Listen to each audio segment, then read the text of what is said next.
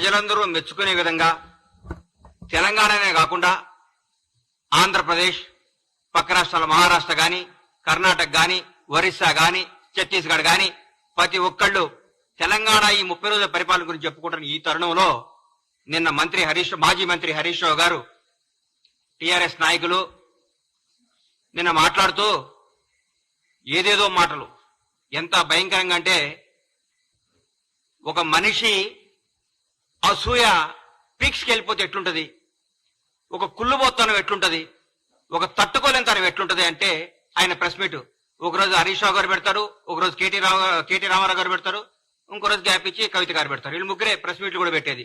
ఎందుకంటే టీఆర్ఎస్ నాయకులు తెలుసు బ్రహ్మాండంగా చేస్తుంది కాంగ్రెస్ ప్రభుత్వం.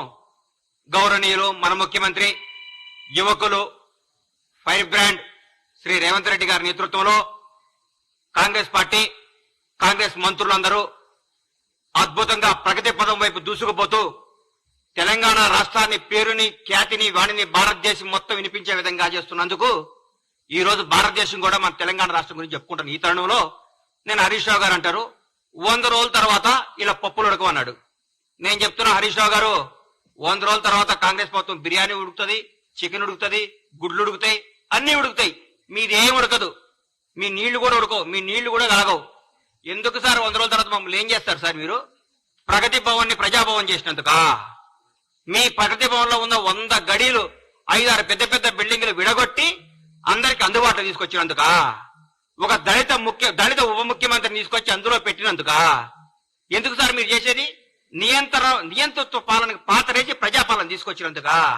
మరి మహిళలందరికీ ఫ్రీగా బస్సులు ఇచ్చాం, ఫ్రీ బస్ టికెట్. 8 కోట్ల పైచిలకు ప్రయాణించారు మహిళలు.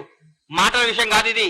8 కోట్ల మంది స్త్రీమూర్తులు ఫ్రీగా తెలంగాణ రాష్ట్రంలో టికెట్ లేకుండా అందరూ అనుకుంటున్నారు నిన్న, అన్న ఈ నెల నాకు 1300 మిగిలినాయి, ఈ నెల 1500 మిగిలినాయి, ఈ నెల 1600 మిగిలినాయి, ఈ 1600 తీసుకపోయి చిట్టి కట్టుకుంటాంది మా ఇంట్లో. పాపం మా ఇంట్లో పనిచేసే ఒక అమ్మాయి. నాకు చాలా ఆనందం అనిపించింది. ఇది ప్రజాపాలన అంటే, ఇది ప్రజా ప్రభుత్వం అంటే. 10 లక్షల రూపాయలు మేము ఆరోగ్య బీమా కింద పంపించినందుక మీరు ఏం చేస్తారు సార్? మేము ఏ నిరుగొత్తు లేకుండా, ఏ రికమెండేషన్ లేకుండా నీతి గల నిజాయితీ గారి పరిపాలన అందిస్తున్నందుక, నీతి గల నాయకుల్ని మంచి మంచి ఉద్యోగాలు నియమించినందుక ఏ ఫీలింగ్ లేవు. సమాజం ప్రతి ఒక్క కమ్యూనిటీని తీసుకొని నీతివంతమైన అధికారులంతా నియమించి ముందుకు తీసుకుపోతున్నారు ముఖ్యమంత్రి గారికి రేవంత్ రెడ్డి గారు. మీరు దీనిగా సార్ ఎందుకు కుళ్ళుకుంటున్నారు సార్? మీరు నాకు అర్థం కావట్లేదు. కాళేశ్వరం మొత్తం, మీ మేడిగడ్డ కాళేశ్వరం అవినీతి మొత్తం మా వాళ్ళు ఎంక్వైరీ చేస్తున్నందుక సార్ మీరు?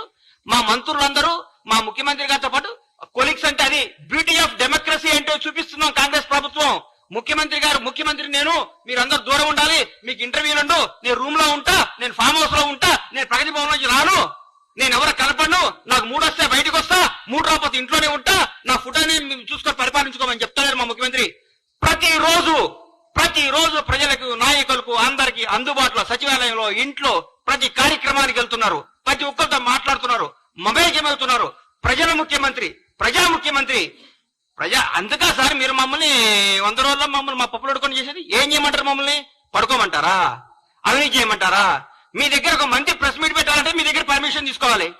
మీ దగ్గర ఒక ఎమ్మెల్యే మాట్లాడాలంటే మీతో నోటు పెట్టాలి ముందు. మీకు సార్ అని ఇట్లా నోటు చేస్తున్నా, దయచేసి పర్మిషన్ పెట్టొచ్చు అని మీరు, మీ సారో ఎవరో చెప్తే అప్పుడు ఒప్పుకోవాలి. మీరు అది పెట్టలేదు. ఈ గత 10 ఏళ్లలో మీరు ఎంతమంది మంత్రులు ప్రెస్ మీట్ పెట్టారు?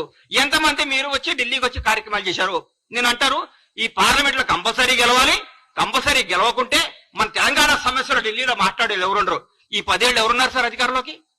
మీరు ఎంతమంది ఎన్నిసార్లు మీరు ప్రధానమంత్రి కలిచారు సార్? ఎన్నిసార్లు కేంద్ర మంత్రులు కలిచారు సార్? ఎన్నిసార్లు తెలంగాణకు రావాల్సిన హామీల గురించి మాట్లాడుకున్నారు సార్ మీరు? 30 రోజుల్లో మా ముఖ్యమంత్రి గారు, మా మంత్రులు ప్రతి ఒక్క సమస్యని ప్రధానమంత్రి గారి దృష్టికి, హోంమంత్రి గారి దృష్టికి, ప్రతి మంత్రి దగ్గరికి పోయి సార్ మా పరిస్థితి, మాకు ఇది రావాలి, మాకు ఇంతమంది ఐఏఎస్లు కావాలి, మాకు ఇది కనీసం తెలంగాణ ఆత్మగౌరవం చిన్నమైన జనవరి 26 నాడు చెట్టకాలనే పెట్టించారు సార్ మీరు. మా ముఖ్యమంత్రి గారు పోయి ప్రధానమంత్రి గారిని రిక్వెస్ట్ చేసి సార్ మా తెలంగాణ గౌరవం ఇది, మాకు ఇవ్వండి సార్ లెటర్ పంపిస్తే మాకు ఓకే చేశారు. అది ముఖ్యమంత్రి గారు చేస్తున్న పని. ఇంకేం సార్ మీరు మాట్లాడితే? మీరు ఏం కావాలి మీకు? మేము ప్రజల పరిపాలన కూడా బాగా చేయొద్దా? జనాన్ని వివేకవంతులు చేయొద్దా? జనాన్ని ప్రగతి పదం వైపు దూసుకుపోనియొద్దా? తెలంగాణ అవినీతిని అంతం చేయొద్దా? ఏం చేయమంటారు? 10 ఏళ్ళు మీరు కనీసం, నేనైతే మీరు ఓటమికి కనీసం 2 సంవత్సరాల ప్రెస్ మీట్ బెటర్. వీళ్ళు మామూలుగా వీళ్ళు మొత్తం ఎందుకు ఓడిపోయామని దాన్ని సమీక్షించుకుంటూ కూర్చుంటారన్న. అరే మా ఆగం పాడుగాను రోజుగా ప్రెస్ మీట్, రోజు ప్రతిరోజు ప్రెస్ మీట్ సార్. దేనికి ఏం చేస్తారు సార్ మీరు? మీరు ప్రగతి భవన్ ఓడి నుంచి వెళ్ళిపోయిన రోజు నుంచి ఈ రోజు వరకు చూస్తున్నా మీరు ఆ టీఆర్ఎస్ భవన్ లో కూర్చొని ప్రెస్ మీట్లు పెట్టుకోవాల్సిందే. రాబోయే 10 ఏళ్లు, రాబోయే 10 సంవత్సరాలు మీరు టీఆర్ఎస్ భవన్ లో ప్రెస్ మీట్లు పెట్టుకోవాల్సిందే. మీరు ఈ ప్రజా ప్రభుత్వాన్ని చూసి కుళ్ళుకోవాల్సిందే. ఈ ప్రజా ప్రభుత్వం గురించి మీరు రోజు బాధపడాల్సిందే. మీరు ఏ విధమైన చేయలేరు. అధికార నియామకాల్లో కూడా సమాజం పాటించింది మా ప్రభుత్వం. ఎవ్వరికి ఎక్కడ బంధు ప్రీతి, కుల ప్రీతి, రాగ ద్వేషాలకు దూరంగా పెట్టి సమర్థవంతమైన నాయకుల్ని, నిజాయితీవంతమైన నాయకుల్ని నియమించింది మా ప్రభుత్వం. సగర్వంగా చెప్పుకుంటున్నాం. ప్రజల స్వేచ్ఛావాయువు పీల్చుకుంటున్నారు. అబ్బా ఎంత హాయిగా ఉందరా, బ్యూటీ ఆఫ్ డెమోక్రసీ ఎంత బాగుందరా, కాంగ్రెస్ ప్రభుత్వం ఎంత పరిపాలిస్తుందిరా, ఇందిరమ్మ రాజ్యం అంటే ఇదే కదా, సోనియమ్మ కళ్ళ ఇదే కదా, సోనియమ్మ అందుకనే కదా తెలంగాణ రాష్ట్రాన్ని ఇచ్చింది, మన్న పరిపాలించుకోవడానికి కదా తెలంగాణ ఇచ్చింది మాట్లాడుతున్నాం. అంత జనమందరూ చెప్పుకుంటున్నారు సార్. ఈ రోజు మేము ఎవరి దగ్గర బానిసత్వంగా ఉండలేదు. మీ దగ్గర ఏ బానిస బతికారు కదా సార్. 10 సంవత్సరాలు తెలంగాణ ప్రజలందరూ బానిస బతుకుని తెంచుకొని వచ్చారు. హరీష్ అన్న మీరు 10 సంవత్సరాల పాటు మంత్రిగా చేశారు. దయచేసి ఆత్మసాక్షిగా గుండె మీద చేసుకొని చెప్పండి. మీరు నిజం చెప్పండి. ప్రభుత్వం రేవంత్ రెడ్డి గారు అద్భుతంగా చేస్తున్నారా చేయట్లేదా, పరిపాలన బాగుందా లేదా, మీరు మనస్సాక్షి మీరు క్వశ్చన్ చేసుకొని మీరు మాట్లాడండి. ప్రతిరోజు ఏదో విమర్శించాలి. ఎందుకు ఇస్తారు సార్ మీకు ఎంపీ సీట్లు? ఒక్క సీటు కూడా టీఆర్ఎస్ గెలవు, బీఆర్ఎస్ గెలవదు. ఈసారి నేను చెప్తున్నా రాసుకోండి. ఒక్క సీటు కూడా గెలవదు.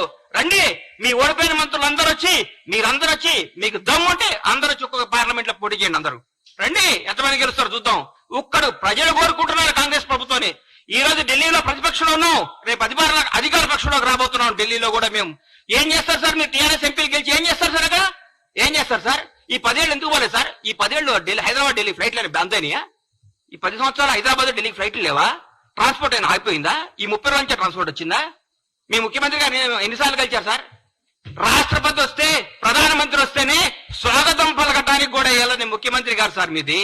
అది మీది. మా ముఖ్యమంత్రి గారు, మాజీ రాష్ట్రపతి గారు వస్తే పోయి పలకరించి నమస్కారం పెట్టి ఆయన సంస్కారం చాటుకున్న గొప్ప నేత రేవంత్ రెడ్డి గారు. రేవంత్ రెడ్డి గారు యువకుడు, ఉత్సాహవంతుడు, ప్రజల కోసమే, ప్రజా శ్రేయస్సు కోసమే, ప్రజల బాగోగుల కోసమే, తెలంగాణ ప్రజల కోసం పోరాడుతున్న వ్యక్తి ముఖ్యమంత్రి గారు. ఆయనను పట్టుకొని ఆయన పిసిసి అధ్యక్షుడిగా ఉన్నప్పుడు ఏం చేశారు, పిసిసి అది లేనప్పుడు ఏం చేశారు? విమర్శిస్తారు సార్, విమర్శిస్తారు. ప్రజలు ఒప్పుకున్నారు. మా కార్యకర్తలందరూ మా ఇంటనే ఉన్నారన్నారు హరీష్ అన్న. 10 సంవత్సరాల ప్రతిపక్షంలో ఉన్నా గానీ కాంగ్రెస్ కార్యకర్తలందరూ కాంగ్రెస్ లో ఉంటారు. ఈ రోజు ఏ పార్టీ కార్యకర్తలు అధికారం ఉన్నా లేకపోయినా ఒక కార్యకర్తలు అంటూ ఉంటారు. బీజేపీ కార్యకర్తలు బీజేపీతో ఉంటారు, సిపిఎం వాళ్ళు సిపిఎంతో ఉంటారు, సిపిఐ వాళ్ళు సిపిఐతో ఉంటారు. ఏ పార్టీ కార్యకర్తలు ఆ పార్టీతో ఉంటారు. కార్యకర్తలు ఎక్కడికి పోరు. కానీ జనం మాత్రం ఈ రోజు కాంగ్రెస్ పార్టీ వెనకాల ఉన్నారు. కాంగ్రెస్ పార్టీ అభివృద్ధి వైపు ఉన్నారు. కాంగ్రెస్ పార్టీ మంచి పరిపాలన కోసం ఉన్నారు. కాంగ్రెస్ పార్టీ చేస్తున్న అభివృద్ధి వైపు ఉన్నారు. దయచేసి ఇకనైనా ఆలోచించుకోండి. కొంతకాలం మీ మానసిక స్థితిని మీ తప్పులు ముందు రెక్టిఫై చేసుకోండి. అప్పుడే 30 రోజులు ఇవాళ చెప్తున్నా, రాష్ట్రానికి 2వ ముఖ్యమంత్రి రేవంత్ రెడ్డి గారు రాబోయే ఎన్ని తరాలు ఉంటారో, ఎన్ని రోజులు ఆయన పేరు గుర్తుంటుందో మీరు గుర్తుపెట్టుకోండి. నేను చెప్తున్నా, కాంగ్రెస్ ప్రభుత్వం ఈ రోజు అందరికీ అందుబాటులో ఉంది. డైరెక్ట్ సెక్రటరీకి వెళ్ళిపోతున్నారు సార్. ఎవరు పడ్డా ఏ సమస్య ఉన్నా సెక్రటరీకి పోతున్నారు. ఏ సమస్య ఉన్నా ఒక మంత్రి గారిని కేక్ వాక్తో కలుస్తున్నారు. ఏ సమస్య ఉన్నా ముఖ్యమంత్రి గారి దగ్గర పోతున్నారు. ఇంతకంటే ఏం కావాలి సార్? సెక్రటరీకి ఎవరైనా వచ్చారా సార్? మీరు కట్టిన ఈ ప్రగతి సెక్రటరీకి ఎవరైనా ఒక్కరు రాగలిగారా సార్? గేట్ల కాడ బంద్ చేపిస్తారు మీరు, గేట్ల కాడ మూపే చేస్తారు మీరు. మీరు ఏందో మాట్లాడదు. ఎందుకు సార్ మీరు? ఎందుకు మీరు ఇంత టెన్షన్ పడుతున్నారు? ఎందుకు? మరీ ముఖ్యంగా హరీష్ రావు గారు, కేటీఆర్ గారు అయితే వాయమ్మనే వాయం ఆగం చేస్తున్నారు సార్. పెండ బిస్కెట్ పిస్తున్నారు. ఎందుకు సార్? ఆగండి, కొద్దిగా ఆగండి సార్. పిసుకండి కొంతకాలం. మిమ్మల్ని మీరు చెక్ చేసుకోండి, మిమ్మల్ని మీరు చేసుకోండి. జనం మోసపోయారా? ఎందుకు పోతారు సార్? జనం చాలా విజ్ఞతతో ఉంటారు సార్. మీ అందరికంటే మనందరికంటే జనం చాలా తెలివిగలవాళ్ళు. చాలా గొప్ప నిర్ణయాలు తీసుకున్నారు. ఈ రోజు వాళ్ళకి అవసరం, రాష్ట్రానికి అవసరం కాబట్టి కాంగ్రెస్ పార్టీ ఘన విజయం సాధించింది.